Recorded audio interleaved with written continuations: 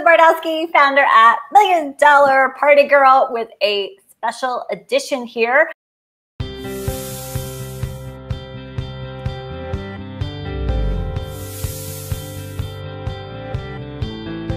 I am with Lori Girardi. Hey, Lori. Hello. How are you? This is a special broadcast we're doing, and it was really inspired by the many, many messages I've been getting in my inbox from the direct sellers in my community that are getting a little frustrated with their, I should say, kind of their lack of party results. If you are finding that your posts are getting deleted when you're posting in groups, and are you having a hard time getting people to say yes to book a home party? Because we have the solution, which I'm very excited about. Because I hear it too, that, you know, some people are having trouble booking parties and so forth. And then others are continuing to slay it. 8, 10, 12, 14 parties a month, month after month after month after month. And so one of the things that we want to make sure that you hear loud and clear is that the party's not dead. The party is alive and it is thriving, but it's what kind of party? What does that party need to look like in order for people to want to come, and then for you to get bookings from it and find new recruits at it and sell a whole bunch at it. And so that those people the next day are still talking about it. They're like, that was a great time and I want to do that again. Yeah, and if you're still partying like it's 1999, it's time to party like it's 2019.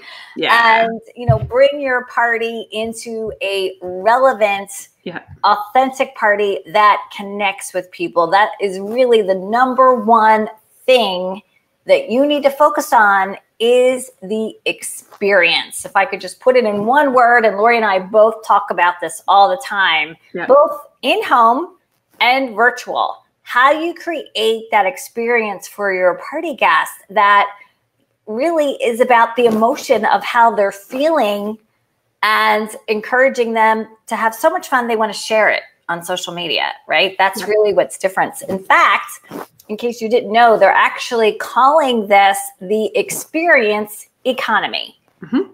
You know, in fact, Lori and I, before we went live, I was telling her about a wine tasting that I went to at a vineyard. And I went to this place 5 years ago. It was empty. In the last 5 years, they've created such an amazing experience at this venue, from tasting rooms to fire pits to music. I couldn't even find a parking space. And so smart businesses are tapping into this trend. Mm-hmm. And we need to do it too, right? Yeah. We kind of invented, right, that party shopping experience. Everybody else is you know, tapping right onto that. So it's the experience that makes the difference. So let's get right into it. Lori, you want to talk a little bit about what we need to stop doing?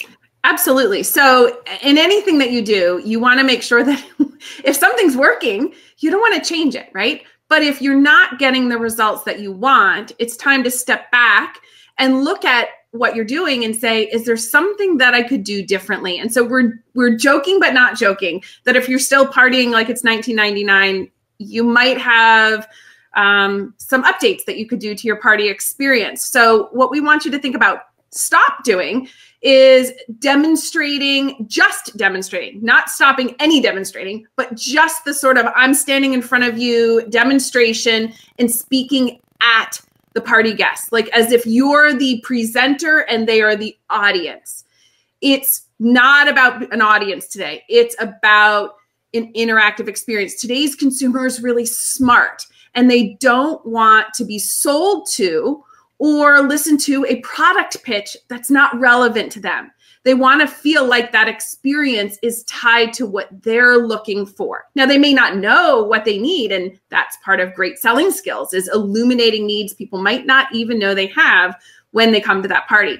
So when we think about what we want to stop doing, we want to stop thinking of ourselves as the presenter and start thinking of ourselves more of a facilitator of an experience. You know, if you're as old as I am, you know, you're like Julie McCoy, the cruise director. You're taking them on an adventure in that hour or hour and a half that they're going to go away feeling like they really were valued for their time. So you want to start embracing the idea that what you do needs to be social media worthy.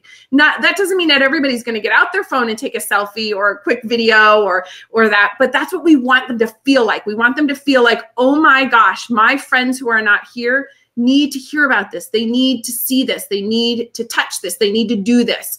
And so we really want to involve our party guests in that experience. So instead of it being passive, that it's really active. So here's a word that I love. We want you to think edutainment. So think about that word, a little bit of education and a little bit of entertainment. So they go away feeling like they learned something. They went away a little smarter than they came. Maybe they learned a tip or a trick or a hack or something that is tied to your product that really is informative. And they had fun while they were doing it. So they weren't being preached to, they were really being guided through some sort of an experience. So think engaging activities, photo ops, creating your own hashtag so that when they do take pictures and share them, they're not only sharing with their friends, but they're tying you into that so that you get that reach from that in-person experience out in social media. We want to encourage people to take out their phones, not feel like they have to put them away, right? We want to go where they are, and where they are is being very social. So today's consumer is smart, and they've already Googled you. They already know who you are, and they probably looked through your online catalog before they ever come. So what we want to do is we want to engage them in an experience at the party, something that you're going to have them do that they're going to feel like they go away having had their time valued. They left their house, they got their, fancy jeans on, and they're out for the evening, and we want them to go home saying, wow, that was really fun. I'm so glad that I went. Yes. And you can also translate that to a virtual party. I get it, creating an experience in home, but how does that work online? Yeah. And so think about yourself when you're on Facebook, what is entertaining for you? And most likely it's a video.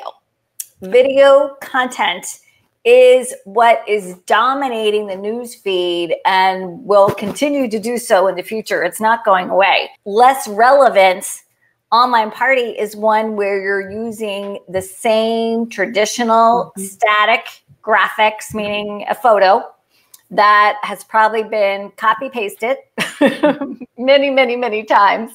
And that could be leading to Facebook jail. Anytime you've got that duplicate content, or like I said, the big thing I'm hearing, especially in groups, posts being deleted.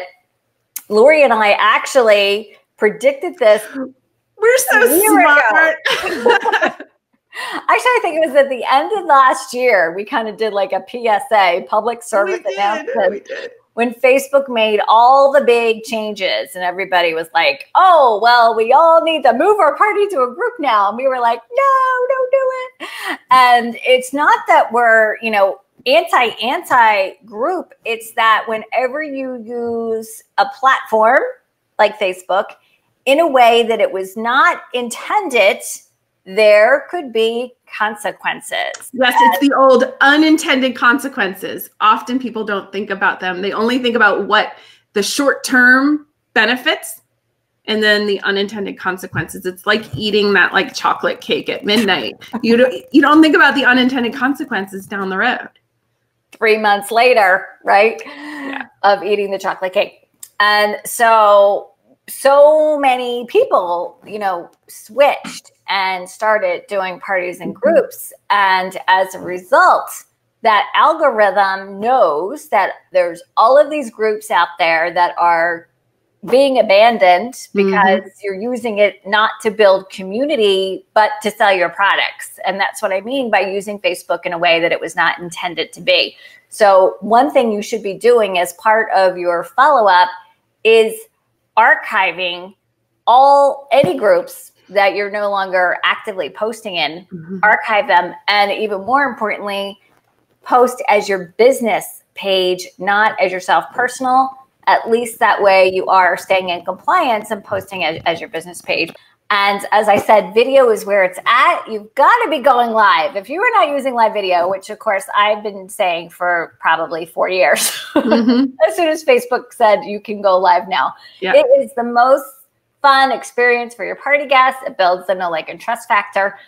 But not just live video. Think about other video content that you can replace those boring static graphics with that you can schedule, even using built-in scheduling tools right within Facebook itself. I think you should show them. But wait, let me show you what's behind door number 2. So, for our VIPs that are watching, that are in my mentoring program, I actually went live about this 2 weeks ago with kind of breaking news, and Canva has now added animated graphics. It posts as a video. When you post it, it's an MP4, if you know what that is. It's a video file. So Facebook is seeing it as a video. Yep. And they're super fun, super attractive. I'm going to show you one that I created as an example for you. Oh, look how small it is. We need to go solo on that. Okay. And it is just like posting any other kind of video content. It's animated. Now think about, you're at a Facebook party. This would just be such a fun post. And so it says, live your dream. You could, see that kind of playing over and over again. I've got little stars in there. And to make it engaging, I put a little blurb on there that says, introduce yourself and tell us one thing that's on your bucket list. And I'm gonna just go out on a limb and say this would get a ton of engagement because people love to talk about themselves. That's why, make it about the party guests. That's what makes a virtual party a fun experience. Yep. You also notice something that I recommend you do is using more authentic photos of yourself. Yep. That's how you build stronger relationships. People see you more often. The more they see you, the more they get to know you, trust you, and want to do business with you. So this is just a fun new tool in your online party toolbox to help you create a more fun, engaging experience for those party guests. So think more video, less static, boring graphics.